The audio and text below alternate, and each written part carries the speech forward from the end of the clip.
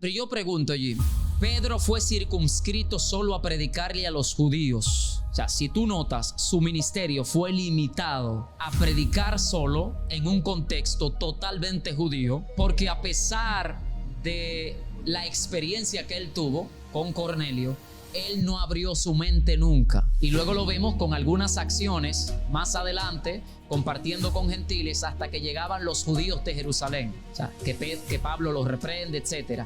El punto es, por eso te hago la pregunta, ¿hasta qué punto, supongamos que tú eres Pablo, yo soy Pedro, hasta qué punto los prejuicios que gobiernan mi mente pueden limitarme para yo trascender como predicador? Wow, eso es tremendo, porque el nivel de prejuicio es como si tuviera cárceles mentales. Estuviera tu nivel de criterio, tu nivel intelectual estuviera encerrado en rejas. Por eso yo creo firmemente que la expansión de un ministerio está alineado a tu capacidad, a tu conocimiento. ¿Por qué? Porque tu nivel de conocimiento es tu sombrilla. Tú nunca vas a llegar más allá de tu nivel de revelación. Wow.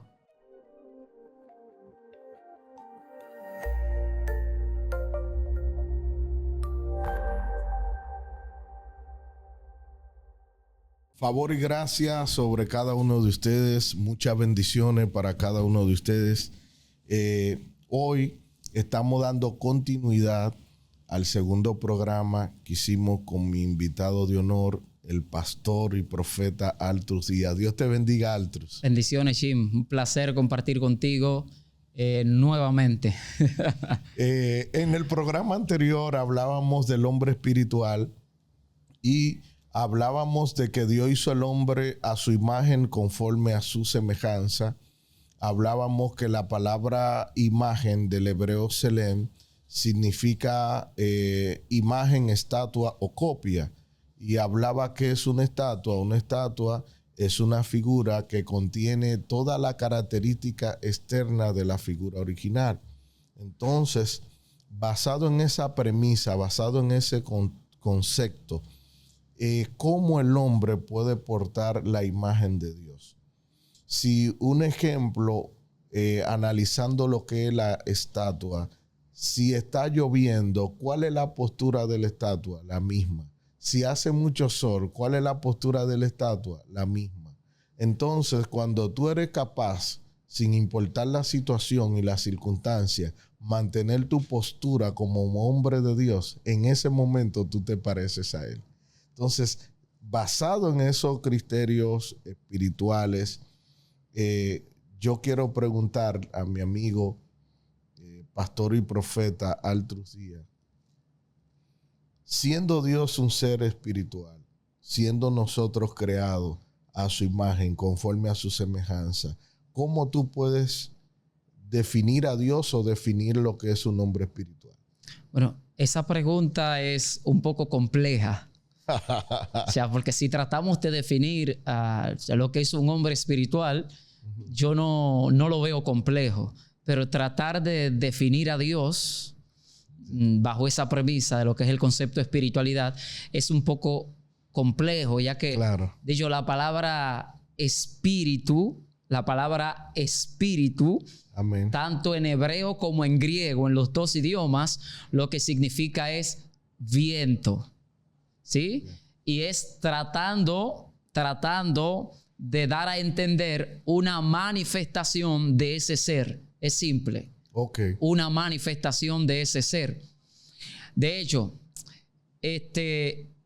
hoy en día surge en Occidente el concepto de teología hebrea, pero la palabra teología en este caso es un seudónimo para darle carácter de prestigio a lo que es el estudio del pensamiento hebreo, o el estudio de Dios desde la perspectiva, vamos a decirlo así, del pensamiento hebreo aquí en Occidente. Ahora, no se admite en el pensamiento hebreo el concepto teología por su origen. No vamos a entrar ahí. Simplemente sí, lo que quiero puntualizar es que en el pensamiento hebreo no se estudia a Dios. Okay. En el pensamiento griego, Dios es objeto de estudio. En el pensamiento hebreo, lo único que es objeto de estudio es lo que Dios dice. sea, son dos pensamientos totalmente distintos en ese sentido. Yo me quedo con los dos, ¿sí? Porque creo que Dios sí puede ser estudiado sobre la base de lo que Él ha revelado de su persona en la historia, solo a partir de ahí. Okay. Fuera de lo que Él ha revelado de su persona en la historia, Dios no puede ser estudiado, simplemente debe ser abrazado como un hecho. De hecho, valga el pleonasmo, en el pensamiento hebreo, los hombres de Dios que escribieron acerca de Él no estaban tratando de explicar su existencia. O sea, no estaban tratando de explicar su existencia, pues la daban como un hecho concreto. Simplemente estaban tratando de explicar sus manifestaciones y lo que Él decía. Entonces, cierro la idea antes de responder. Disculpa por el preámbulo. Sí, claro que sí. Diciendo que en el pensamiento hebreo se estudia lo que Dios dice, en el pensamiento griego se estudia a Dios. Dios como objeto de la teología. Un poco complejo. Entonces sería un poco complejo definir el concepto espiritual aplicándolo a Dios, porque la palabra espíritu, la palabra espiritual hace alusión a un tipo de manifestación prácticamente incorpórea, sin forma, que toma este tipo de que es definida a través de esta palabra ruach, que es viento, y la palabra pneuma, que es viento también en griego. Así que ahora, cuando definimos el concepto de imagen y semejanza, Selem, definiste ahorita, y Demut, que fueron son las dos palabras utilizadas. Exacto. Tanto Rashi como Maimónides, vuelvo y repito, y una serie de rabinos más apegados al significado literal de ambas palabras, argumentan que la imagen y semejanza de Dios, del hombre con relación a Dios, tiene que ver con el intelecto, no que tengan la totalidad de lo que Dios posee, ¿correcto? Y en cuanto a lo ético y a lo moral. Exacto. El mismo apóstol Pablo, cuando dice que seamos, me parece Efesios capítulo 4, verso 24, si no me engaña mi memoria, dice que seamos creados, me parece, según Cristo, o en la imagen, en su imagen, sí. Dice, de santidad y justicia. Exacto. Santidad y justicia, que son dos elementos que hablan del carácter divino. Entonces, creo que en eso debemos nosotros, por usar un término más llano, parecernos a Dios. Sí, me gustó los dos términos que utilizaste, santidad y justicia, porque muchas personas quieren aludir que son espirituales, pero apelan a cosas que no son justas. Wow. Sí, entonces el reino de Dios no es ilegal, el reino de Dios es legal. Entonces, cuando hablamos de imagen y semejanza, hablamos de atributos morales de Dios que nos competen a nosotros modelar para parecernos a Él. Parece, wow, excelente, Jim. Parece algo fuera del contexto que estamos trabajando, sí, y de la línea temática que estamos trabajando en dialéctica. Sin embargo, debo hacer la pregunta a manera de interacción por lo que acabas de decir, que el reino de Dios no es ilegalidad, o sea, que no es ilegal. Sí, porque mira qué sucede. Si yo hago un compromiso, un acuerdo contigo y basamos ese convenio, luego yo no puedo decirte a ti que Dios me habló para yo utilizar a Dios como pretexto y quedarte mal. Siendo injusto. Entonces Dios no opera de esa manera. Entonces hay personas que quieren cubrir su irresponsabilidad basado en la jerarquía de Dios mismo. Wow. Pero operan de una manera totalmente incongruente. Y hay un versículo que dice, justicia y juicio son el cimiento. Tú manejas ese concepto como arquitecto, como hombre del mundo de la construcción. Dice, justicia y juicio, un salmo, son el cimiento de su trono. Entonces, no hay reino sin rey, no hay rey sin trono y no hay trono sin justicia. Por lo tanto, para yo hablar de la manifestación del reino en cualquier tiempo y lugar, debo hablar primero de la base que sostiene la manifestación del reino de Dios en una vida, en un matrimonio, en una familia, en una ciudad, en una nación, que es justicia.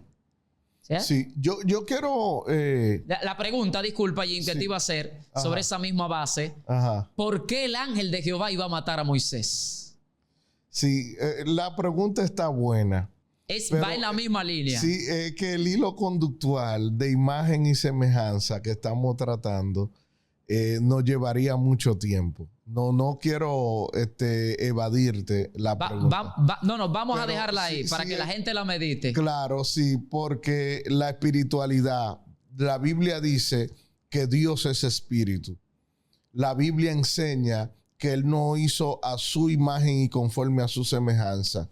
Entonces, lo que yo quiero interactuar contigo en medio de esta dialéctica es cómo un hombre debe conducirse de forma espiritual basado en los 3 principios exegéticos y escritural. ¿A qué me refiero? A la inspiración, a la revelación y a la iluminación. ¿Cómo debe conducirse un hombre basado en lo que la Biblia dice y de repente lo que Dios le está revelando y lo que Dios le está diciendo? Y me refiero a Pedro, en un momento épico en el capítulo 10 del libro de los Hechos. Ok. Es un poco, vuelvo y repito la palabra que dije hace un ratito, complejo en este caso, porque existe la posibilidad dentro de lo que es la operación en los distintos niveles proféticos, sea que dicha persona maneje el ministerio profético de oficio, o que simplemente esté operando en un don profético, o que como parte de la iglesia, que es una comunidad profética, dicha persona esté operando en ciertos niveles. O sea, cualquier persona dentro de la iglesia, que es una comunidad profética, tiene acceso a operar en estos niveles. Ahora bien, en cuanto a Pedro, lo primero que debo decir es que nunca una profecía fue traída para establecer una doctrina fundamental en el caso del Nuevo Testamento, sino para aclarar una que ya existía. Amén. Es decir, que cuando Dios le habla a Pedro en la revelación del lienzo, los animales, del evangelio llegando a los gentiles, ya eso estaba pautado en el Antiguo Testamento. Ya Dios había revelado que alcanzaría a los gentiles a través del sacrificio de Jesús con salvación. Ahora bien, el apóstol Pedro recibe esta revelación y de forma simultánea Cornelio está recibiendo una revelación en la misma dirección bajo otra dinámica. A Pedro se le está hablando bajo una dinámica que creó cierto nivel de bloqueo. A Cornelio se le está hablando de la misma, o sea, bajo una dinámica distinta, pero en la misma dirección revelacional acerca del mismo propósito, que era la salvación a los gentiles. En este caso específico de Cornelio, siendo alcanzado con el mensaje que portaba Pedro, él y su familia. Sin embargo, este punto es interesante porque en el momento que Pedro recibe la revelación y llega a la casa de Cornelio, en el momento que él tiene que transmitir el mensaje, automáticamente se activa un bloqueo que él tiene en su mente conforme a la escuela que le había formado a él. Es decir, existían unas alajá, unas leyes rabínicas que nada tenían que ver con la Torá y que no tenían que ver nada con lo que Dios había establecido. Pedro fue formado en la línea educativa de la escuela de Shammai. Shammai era extremadamente radical, mayormente con el trato a los gentiles. Por lo tanto, esta alajá que menciona Pedro cuando empieza a transmitir su discurso, bueno, precisamente entre el emisor y el receptor un puente. Pedro lo derribó en la apertura. Cuando él abre su discurso, él dice: ustedes saben que a un judío no le es lícito entrar en casa de gentiles, haciendo mención de la halajá, de la ley, o el mandamiento rabínico que no tenía que ver nada con la Torá. El punto es que él está sobreponiendo este mandamiento rabínico a la revelación que Dios le estaba entregando o que le había entregado. Y que de manera simultánea Dios se le entrega también a Cornelio. En este punto yo quiero aterrizarlo un poco para no ser tan teórico. Sí, pero yo quiero abundar de que sí estaba conectado con la Torá. ¿Por qué? Porque en el libro de Levítico señala los animales que eran considerados inmundos. En esa parte sí.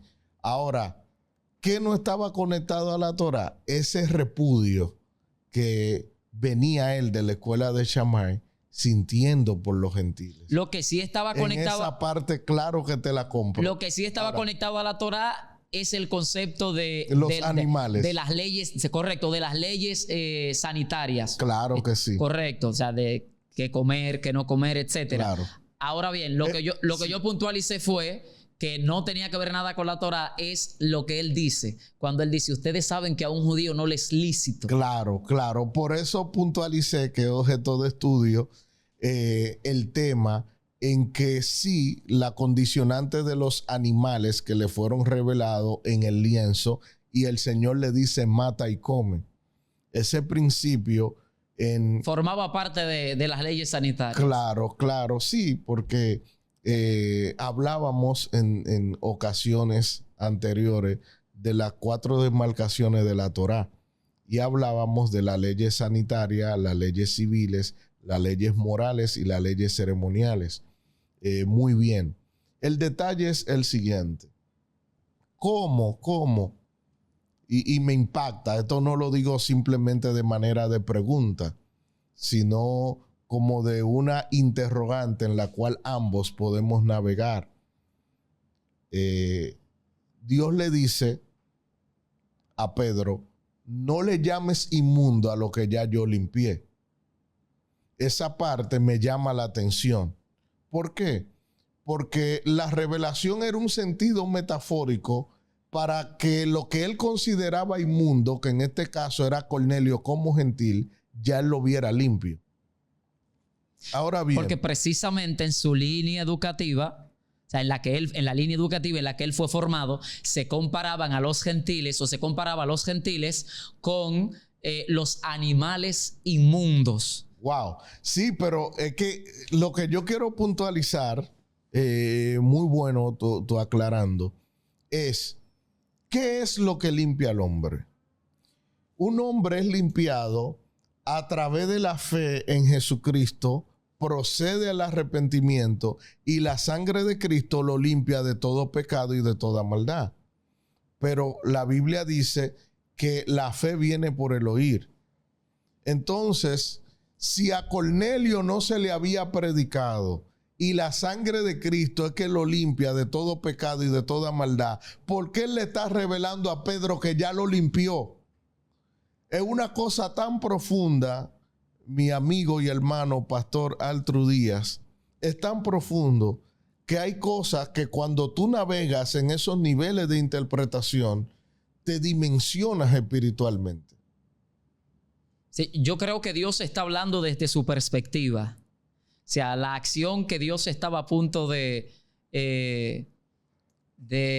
lo que Dios estaba a punto de hacer en la casa de Cornelio, Dios lo está ubicando como si estuviese en pasado. Creo que Dios está hablando, en mi opinión, desde su perspectiva, la capacidad que él tiene de...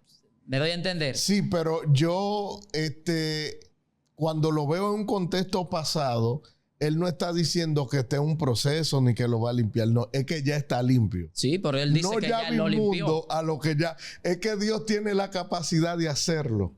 Por eso digo que desde su perspectiva él puede hablar así. Claro, pero es un axioma que la perspectiva divina que él tiene de Dios no puede de alguna manera desarraigar del conocimiento basado en lo que él está diciendo.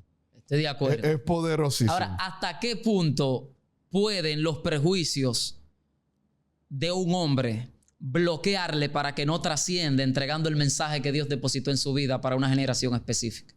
Eso que tú me preguntas se está pasando hoy mismo.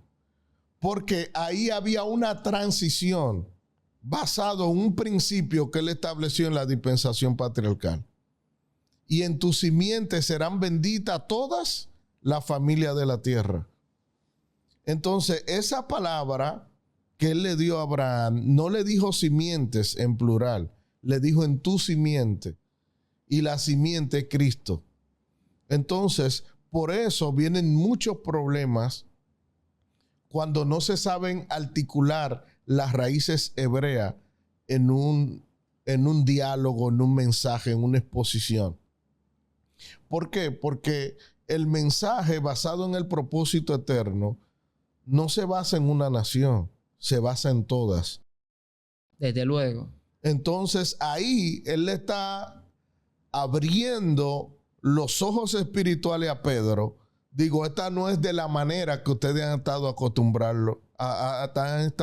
acostumbrados a verlo. Ahora yo quiero que la gente que me conozca a mí, tú sepas que yo lo limpié. Wow. Ve y predica. Eso está fuerte. Pero yo pregunto, Jim, ¿Pedro fue circunscrito solo a predicarle a los judíos? O sea, si tú notas, su ministerio fue limitado, sí, a predicar solo en un contexto totalmente judío, porque a pesar de la experiencia que él tuvo, la que hemos mencionado con Cornelio, él no abrió su mente nunca. Y luego lo vemos con algunas acciones más adelante, compartiendo con gentiles hasta que llegaban los judíos de Jerusalén. O sea, que Pablo los reprende, etc. El punto es, por eso te hago la pregunta, ¿hasta qué punto, supongamos que tú eres Pablo, yo soy Pedro, hasta qué punto los prejuicios que gobiernan mi mente pueden limitarme para yo trascender como predicador? Wow, eso es tremendo porque el nivel de prejuicio es como si tuviera cárceles mentales, wow. Estuviera tu nivel de criterio, tu nivel intelectual estuviera encerrado en rejas. Por eso yo creo firmemente que la expansión de un ministerio está alineado a tu capacidad, a tu conocimiento. ¿Por qué? Porque tu nivel de conocimiento es tu sombrilla. Tú nunca vas a llegar más allá de tu nivel de revelación. Wow. Entonces, yo sé que hay mucha gente que nos está mirando y piensa por qué otros expanden mucho su ministerio y otros no. No es normal que una persona dure 20 años en Estados Unidos y no sepa hablar inglés. Wow. No es normal. Entonces, otros que tienen 3 años, 5 años, están predicando en varios idiomas. Entonces, el problema no es de Dios. El problema es que eres alita corta. Entonces, nadie nunca va a llegar más allá de su nivel de revelación o a la cobertura que se expone. Si tú tienes una cobertura que el aprendizaje continuo no es un elemento relevante ni es una prioridad en él, eso también va a ocurrir contigo. Entonces el problema no es de la profecía en ese caso, que Dios le entregó a ese individuo acerca de qué tan lejos llegaría. O sea, porque yo veo a Dios profetizando a Eliseo, profetizando su última profecía al rey y le dice, tú vas a vencer a los asirios hasta consumirlos. O sea, en otras palabras, los vas a derrotar totalmente. Sin embargo, luego puso a prueba la persistencia, la consistencia del rey cuando le dijo golpea. Y dice, y golpeó 3 veces y se detuvo. Y el profeta, como si estuviese jugando, regresa atrás y dice, no, yo había dicho que tú ibas a vencer a los asirios hasta consumirlos, porque una profecía revela cómo es tu principio, cómo es tu desarrollo y cómo será tu final, pero solo los vas a derrotar 3 veces. O sea, yo veo que de repente, sobre la base de lo que acabas de decir, Dios puede entregarle a alguien un contenido fuerte, si un ministerio poderoso, una unción poderosa. Sin embargo, por el ejemplo que pusiste, o sea, me ubico yo mismo en ese ejemplo. De repente estoy en Estados Unidos, tengo 20 años y no he aprendido a hablar inglés. En 20 años implica que hay un problema y es mío. Claro. O sea, es lo que entiendo. Implica que la profecía, yo no estuve golpeando las veces que debí golpear. Sí, porque mira qué sucede. Cuando nosotros analizamos la parábola de los talentos, Jesús a uno le dio 5, a otro le dio 3, a otro le dio 1. El que le dio 5 lo multiplicó por 5 más. El que le dio 3 lo multiplicó por 3 más. Cuando analizamos la parábola, el que le dio 1 era supuestamente el que más sabía. Le dijo, yo te conozco. Yo sé que tú eres un hombre que te gusta cosechar donde no sembraste. Entonces, fíjate que él lo que hizo con su talento fue que lo enterró. Entonces, casi siempre eso se da. El que más sabe, el que menos hace. Entonces tú te das cuenta con personas que saben mucho, pero nadie lo conoce. Pues yo tengo que preguntarte de nuevo. Oh my ¿Cómo, es decir, un ministerio tan, o sea, es de Dios? ¿Fue asunto de Dios que Pedro fuese circunscrito solo a los judíos o él se limitó? Lo que pasa es que cuando tú tienes un llamado, hay algo que se llama prioridad. Hay algo que yo llamo escala de valores. Dentro de la escala de valores, tú recibes una revelación de parte de Dios, pero muchas veces la ubicamos como un valor inconsciente.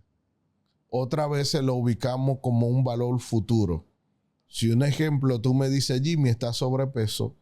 Yo te digo, sí, yo sé que es importante alimentarse de forma saludable, hacer ejercicio. Ahora, yo estoy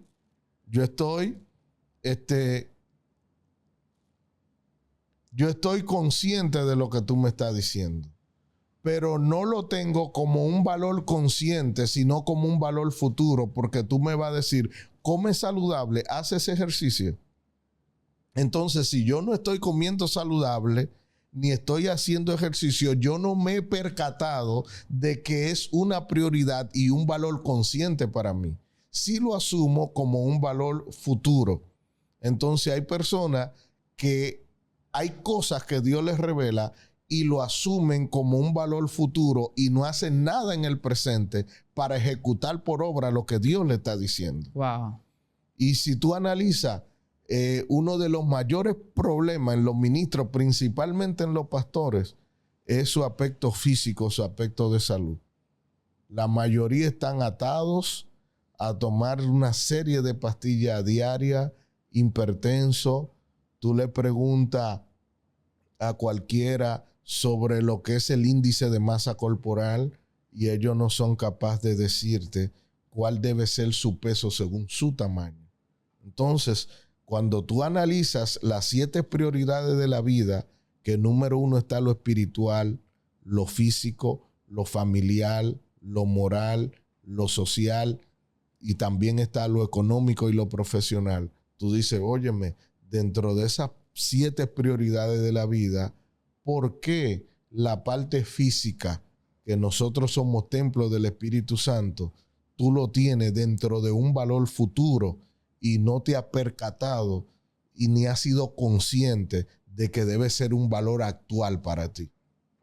Y eso es peligrosísimo. Es más, te voy a decir algo. ¿Tú sabes por qué hay tanta decadencia en la oración? Porque estamos hablando de espiritualidad. Y la oración es una manera de tú hablar con Dios, conectarte con Él. Yo vi unos análisis estadísticos que se hicieron a través de Hispanoamérica y el averaje de oración en ministro era de 5 minutos por día. De 5 minutos. Es grave. Es grave porque cuando nosotros analizamos los generales de Dios y hablamos de Catherine Kuhlman, oraba 7, 8 horas, del apóstol de la fe, John Alexander Dowie, clamaba 7, 8 horas, Martín Lutero clamaba 7, 8 horas, John C. Lake, que Dios le dijo, te entrego a África, clamaba 8 horas, María Wollstonecraft clamaba 8 horas. ¿Y por qué si nosotros, conociendo Evan Robert, conociendo toda esa persona que Dios la usó para traer avivamiento al mundo, para trastornar pueblos, naciones, vemos que la oración era uno de los principales ingredientes que detonaba lo sobrenatural? ¿Por qué no oramos? No es por falta de información. Es que dentro de nuestra escala de valores lo tenemos como un valor futuro y no como un valor consciente, que no hemos percatado de que es un valor actual y que tenemos que poner manos a la obra. Se les hace difícil guardar la información y repetirla constantemente. Yo creo, sí. Se les hace difícil guardar la información y repetirla constantemente. Hay 2 palabras de las más importantes que Dios le entregó al pueblo hebreo para tener éxito en todo lo que ellos hagan, ayer y hoy. Y esas 2 palabras son consagración con todo lo que implica esta, y repetición, que repetición es la corona de la Torá. Misná es la palabra. Wow. Repetición. Porque cierra todo el proceso de entrega diciéndole, y van a guardar esto así, y lo van a repetir estando en el campo, y lo van a escribir acá, etcétera. De hecho, repetición es una de las leyes más poderosas en el mundo de la publicidad. Repetición. Dios le entrega al pueblo hebreo 2 palabras que se convierten en la clave del éxito para lograr lo que sea, Jim. Y esas 2 palabras, repito, son consagración, con todo lo que implica la palabra consagración. Amen. Y repetición en eso que te consagraste. O sea, la repetición te permite perpetuar.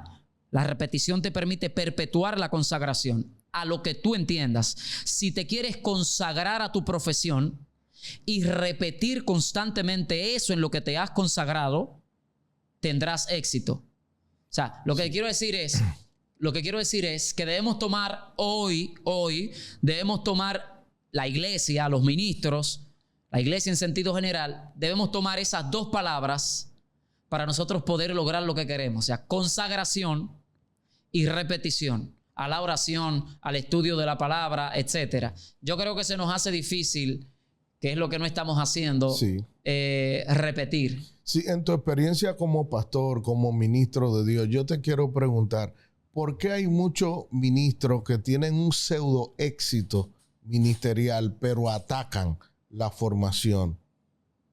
¿Por qué ocurre eso? Bueno, yo creo que deberíamos revisar su éxito, porque el éxito es relativo.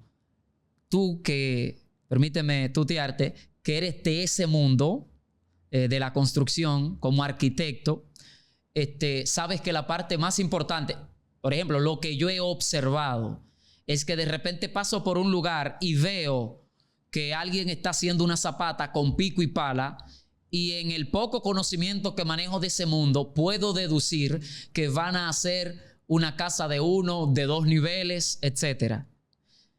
Pero cuando paso en Santo Domingo por un lugar y veo que están cavando hacia abajo, hacia abajo, hacia abajo, hacia abajo, y que tienen, no sé, una valla perimetral hecha en zinc y una retrocavadora, y veo que están descargando quintales de varilla, y luego veo unas estructuras que, en la poca información que manejo y poco conocimiento, yo deduzco en automático que ahí van a hacer una torre. Sí. Bajo todo el procedimiento que se debe seguir según el conocimiento que tú manejas. Entonces, el crecimiento cuantitativo, que es un tipo de éxito, pero que puede ser relativo, debe ser una realidad.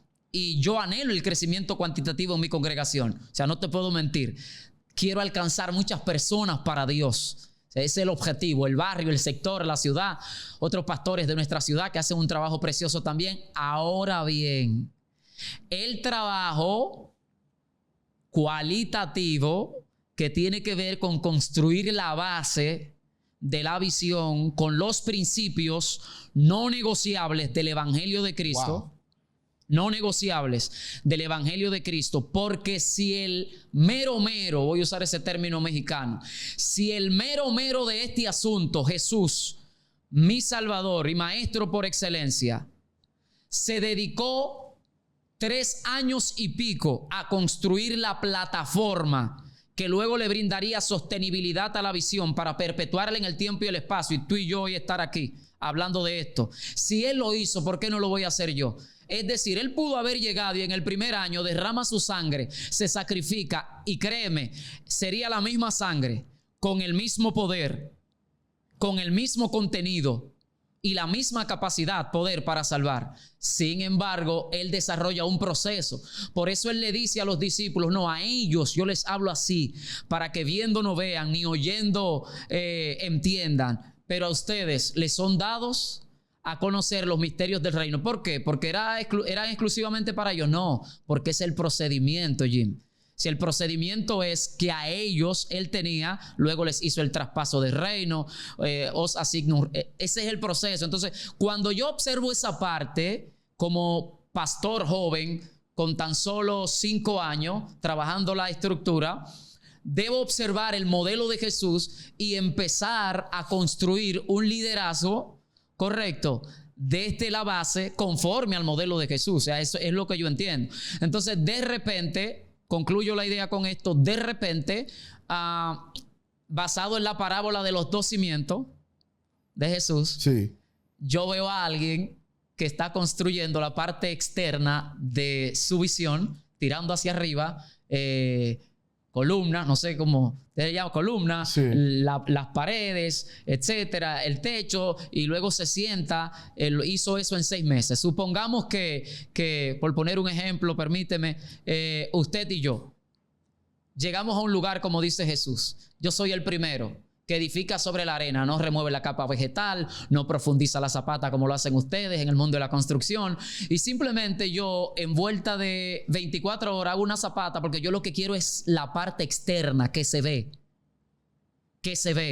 y empiezo luego a trabajar la estructura, termino rápido y veo a Jimmy que tiene 1 mes trabajando la parte interna. Yo en un solo día lo logré.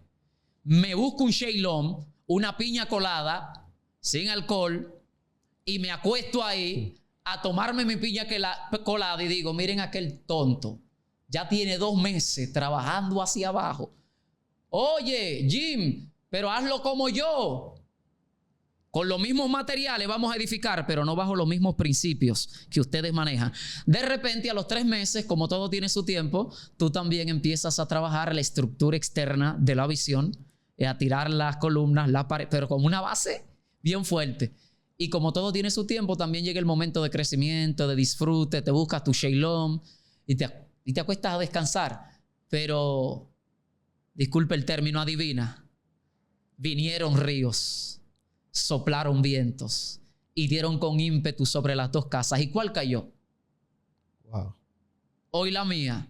Entonces, por eso yo, cuando observo el Espíritu de Dios, cuando observo el corazón de Dios, cuando observo la manera en que Jesús lo hizo, cuando observo la manera en que Dios lo hizo en la antigüedad, digo, no, vamos a trabajar primero el crecimiento cualitativo y de repente viene el crecimiento cuantitativo. Esto es relativo, el tiempo, no es absoluto. Ahí voy. Yo te hago la pregunta porque yo he estado dando unos cursos, talleres de formación ministerial y he notado que muchas veces los que más lo necesitan son los que más lo ignoran. Y luego tú comienzas a ver el crecimiento de lo que se supone que entraron último a los que ya estaban primero. Wow. Y eso me lleva a entender lo que dice la Biblia. Los últimos serán los primeros. Wow, excelente. Está fuerte. Es impresionante. Altru, vamos a dejarlo hasta aquí. No vamos a hacer este video muy largo. Los temas de nosotros son sumamente extensos. Quiero agradecerte. Gracias a ti. El tú aceptar mi invitación. Él es Altru Díaz. Quiero que lo sigan en YouTube. Emigren a ese canal de YouTube. Van a encontrar mucho contenido interesante. Así que comente, dele like. Si usted está viendo este video y no se ha suscrito a mi canal, suscríbase. Dele like y comente, que es una bendición. Así que gracias a todos y bye bye. Nos vemos en la próxima.